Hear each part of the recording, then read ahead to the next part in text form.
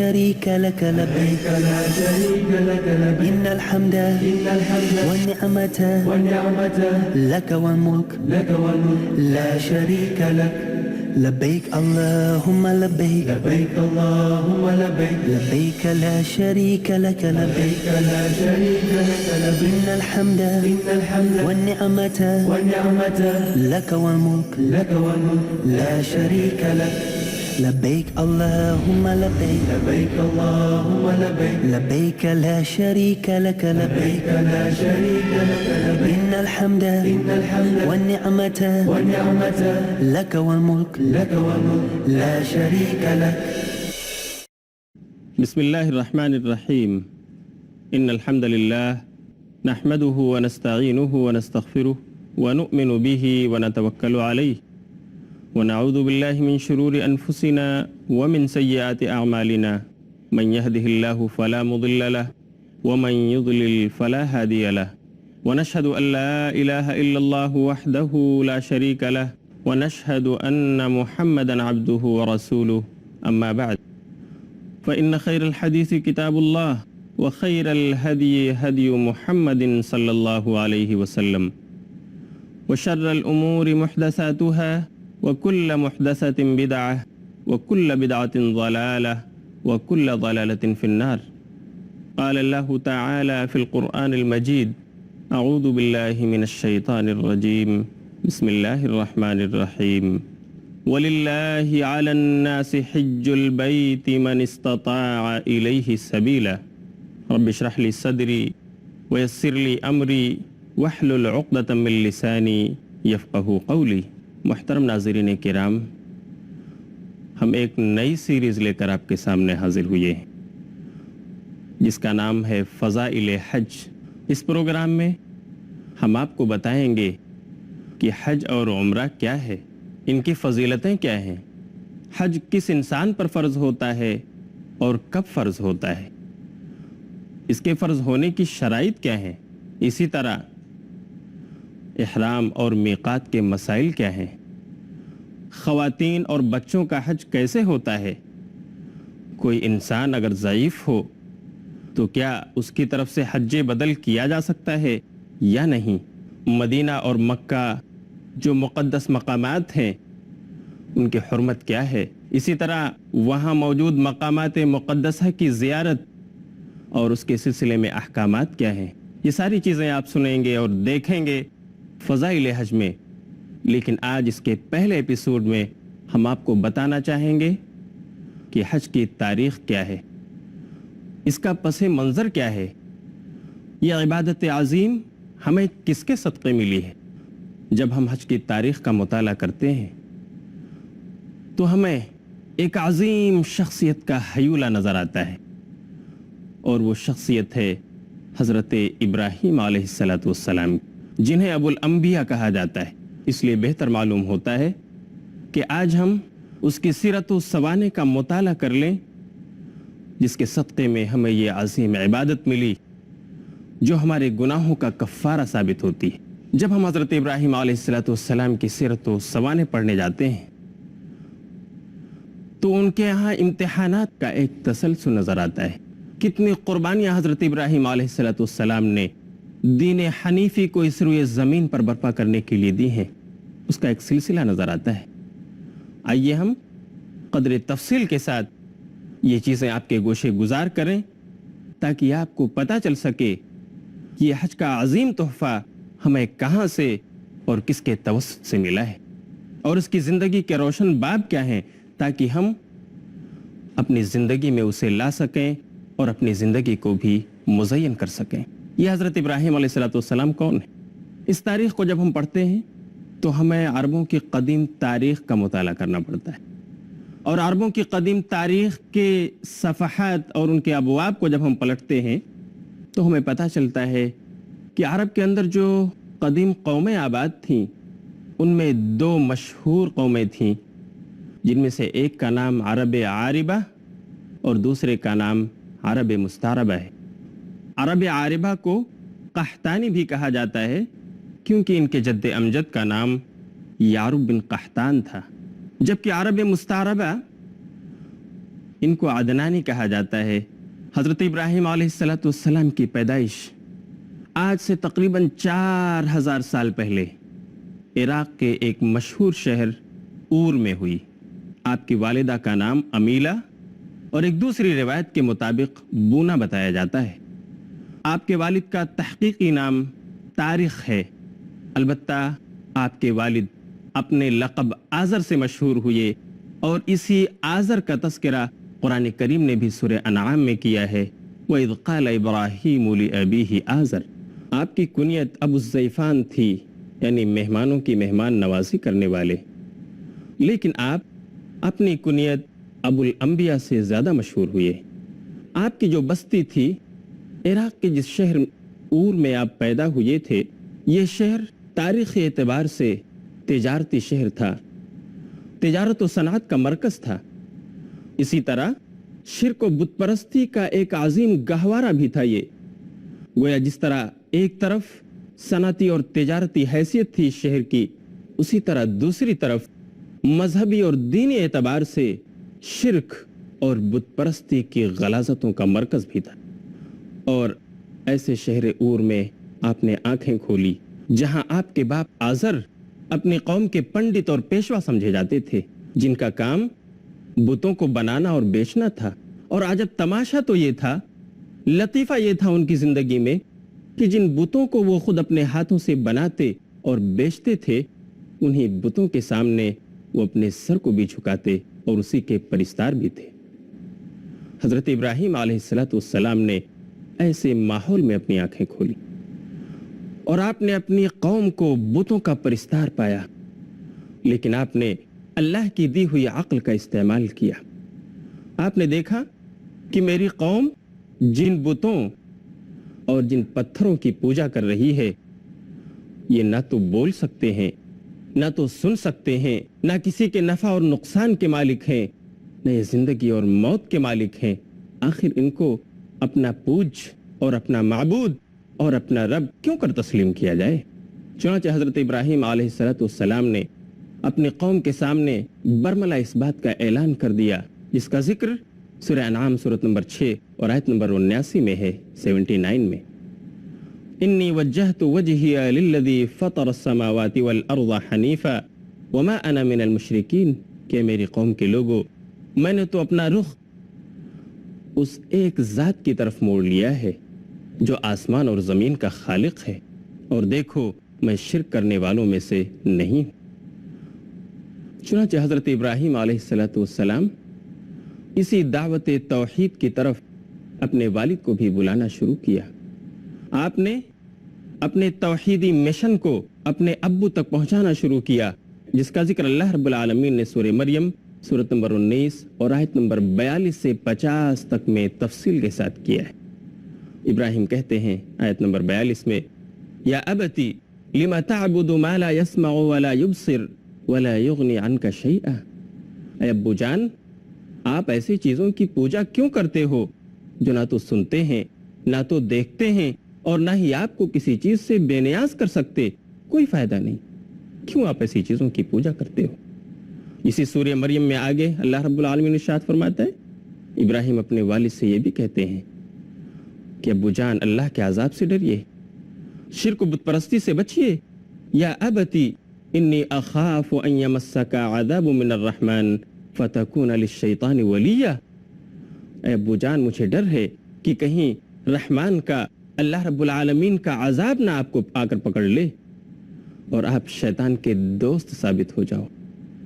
اس لیے آپ شرک کرنا چھوڑ دو، بت فروشی سے اپنے آپ کو بچاؤ۔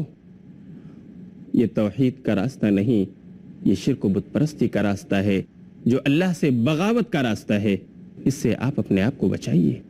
لیکن آپ کے والد بزرگوار آزر بجائے اس کے کہ اپنے بچے کی، اپنے فرزند کی اس دعوت کے بارے میں سوچتے، اس آفاق میں پھیلی ہوئی اللہ کی نشانیوں پر غور کرتے، انہوں نے اپنے بیٹے حضرت ابراہیم کو قتل کی دھمکی دے دی، انہیں دیش بدر کرنے کا الٹیمیٹم دے دیا اور فرمایا لَإِن لَّمْ تَنْتَهِ لَأَرْجُمَنَّكَ وَاهْجُرْنِي مَلِيًّا، ابراہیم अगर तुम इस दावत से बाज न आए तो सुनो, मैं तुम्हें रज्म कर डालूंगा, पत्थरों से मार मार कर संगसार कर दूंगा और तुम्हें देश बद्र कर डालूंगा। घर छोड़ना पड़ेगा तुम्हें, जायदाद और विरासत से तुमको महरूम होना पड़ेगा। बाज आ जाओ। ऐसी सख्त तंबीह, ऐसी सख्त वार्निंग, ऐसा सख्त लहजा, लेकिन तमाम तर्जो अंदाज के बावजूद हजरत इब्राहिम अलैहिस्सलाम के पाए सबात में कोई लग़ज़िश पैदा नहीं हुई और आपने एक लम्हा की ताख़ीर किए बगैर अपने बाप की विरासत, उनकी गद्दी, उनका जाहो मनसब और सब कुछ अल्लाह के लिए छोड़ दिया और अल्लाह की राह में निकल खड़े हुए और अपने वालिद बुजुर्गवार को ये दुआ सुनाई, क़ाल सलामुन अलैका सअस्तग़फ़िरु लका रब्बी इन्नहु कान बी हफ़िया। सूरह मरियम सूरत नंबर 19 आयत नंबर 47। कि अब्बू जान, आप पर अल्लाह की सलामती हो, मैं आपके लिए अपने रब से बख्शिश की दुआ करूंगा कि वही मेरा पुरसाने हाल है। और इसके बाद आपका सामना अपनी कौम से हुआ। आपने अपनी कौम को भी दावत तौहीद दी, उनको एक अल्लाह की इबादत की तरफ बुलाया और अपने मिशन तौहीद को जारी रखा। तौहीद की रोशन शाहराह की तरफ बुलाते हुए आपने अपनी कौम से पूछा, मा हादिहि तमासीलुल्लती अंतुम लहा आकिफून? क़ालू वजदना आबाअना लहा आबिदीन। क़ाल लक़द कुन्तुम अंतुम व आबाउकुम फ़ी ज़लालिम मुबीन। इब्राहिम अलैहिस्सलाम ने पूछा कि लोगों, ये मुजस्समे क्या हैं जिन पर तुम जमे बैठे हो, जिनकी इबादत व पूजा तुम कर रहे हो? लोगों ने जवाब दिया कि हमारे आबा और अजदाद इन्हीं की पूजा करते थे और हमने अपने आबा और अजदाद को इन्हीं की परिस्तिश और पूजा करते हुए पाया है। इब्राहिम ने कहा, तो फिर तुम और तुम्हारे आबा और अजदाद सब के सब खुली हुई गुमराही में हो। ये थी हज़रत इब्राहिम अलैहिस्सलाम की दावत अपनी कौम को। बात अभी बाकी है, वक्त हो गया एक छोटे से वक्फे का। हम मिलेंगे फिर थोड़ी देर के बाद। अस्सलामु अलैकुम व रहमतुल्लाहि व बरकातुहू। मोहतरम नाज़रीन किराम, हम इस दर्स में आपका दोबारा इस्तकबाल करते हैं। अस्सलामु अलैकुम व रहमतुल्लाहि व बरकातुहू। आपको मैं बता रहा था कि हज़रत इब्राहिम अलैहिस्सलाम ने अपने तौहीद का मिशन जिस तरह अपने बाप को बताया, इसी तरह आपने तौहीद की दावत अपनी कौम को भी दी, लेकिन अपनी कौम से आपको कोई खातिर खाह जवाब नहीं मिला। आपके ज़हन व दिमाग में उलझन पैदा हो गई, आखिर मैं अपनी कौम को किस तरह समझाऊं, किस तरह राह रास्त पर लाऊं?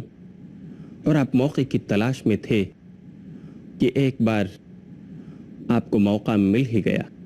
वाक़या ऐसा हुआ कि एक बार आपकी कौम अपना ईद और त्यौहार मनाने के लिए किसी फेस्टिवल के मौका पर बस्ती को छोड़कर मैदान की तरफ निकली और आपकी कौम ने आपको भी दावत दी कि आइए हमारे साथ इसमें शरीक हो जाइए। लेकिन आपने तारीज़ व तौरिया से काम लिया और कहा, इन्नी सकीम, लोगों मैं बीमार हूँ। आपकी मुराद ये नहीं थी कि मेरे जिस्म में बीमारी है, लेकिन आप अपने अकीदे की बीमारी मुराद ले रहे थे कि मुझे उस अकीदे से इत्तेफाक नहीं है जिस पर तुम हो और जिसके मुताबिक तुम अपने काम अंजाम दे रहे हो, इसलिए मैं बीमार हूँ। इन्नी सकीम, सकीम का लफ्ज़, इसकी बलागत यह है कि इसमें अकीदे और थाट की बीमारी भी आती है।